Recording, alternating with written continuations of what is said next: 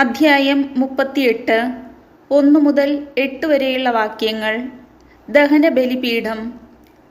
Bezalel കരുവേല തടി കൊണ്ട് ദഹനബലിപീഠം നിർമ്മിച്ചു. അത് 5 മുഴം നീളവും വീതിയുമുള്ള സമചതുരമായിരുന്നു. അതിൻ്റെ ഉയരം 3 മുഴവും. അതിൻ്റെ 4 മൂലകളിലും അതിനോട് ഒന്നായി ചേർന്ന് 4 കൊമ്പുകൾ നിർമ്മിച്ച് ഓടുകൊണ്ട് പൊതിഞ്ഞു. ബലിപീഠത്തിൻ്റെ ഉപകരണങ്ങളെല്ലാം പാത്രങ്ങൾ, കോരികകൾ, താലങ്ങൾ, മുൾക്കരണ്ടികൾ, അഗ്നികലശങ്ങൾ എന്നിവ ഓടുകൊണ്ട് നിർമ്മിച്ചു.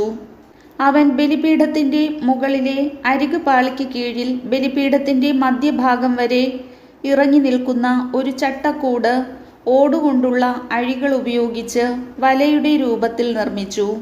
തണ്ടുകൾ കടത്തുന്നതിന് ഓടുകൊണ്ടുള്ള ചട്ടക്കൂടിൻ്റെ 4 മൂലകളിൽ 4 വളയങ്ങൾ ഘടിപ്പിച്ചു. അവൻ കരുവേല തടി കൊണ്ട് തണ്ടുകൾ ഉണ്ടാക്കി ഓടുകൊണ്ട് പൊതിഞ്ഞു. ബലിപീഠം വഹിച്ചു കൊണ്ടുപോകുന്നതിന് അതിൻ്റെ വശങ്ങളിലുള്ള വളയങ്ങളിലൂടെ തണ്ടുകൾ കടത്തി. ബലിപീഠം പലകകൾ കൊണ്ടാണ് നിർമ്മിച്ചത്. അതിൻ്റെ അകം പൊള്ളയായിരുന്നു. സമാഗമ കൂടാരത്തിൻ്റെ വാതിൽക്കൽ ശുശ്രൂഷ ചെയ്തിരുന്ന സ്ത്രീകളുടെ ഓട്ടുകണ്ണാടി ഉപയോഗിച്ച് ക്ഷാളനപാത്രവും അതിൻ്റെ പീഠവും നിർമ്മിച്ചു. കർത്താവിൻ്റെ വചനം.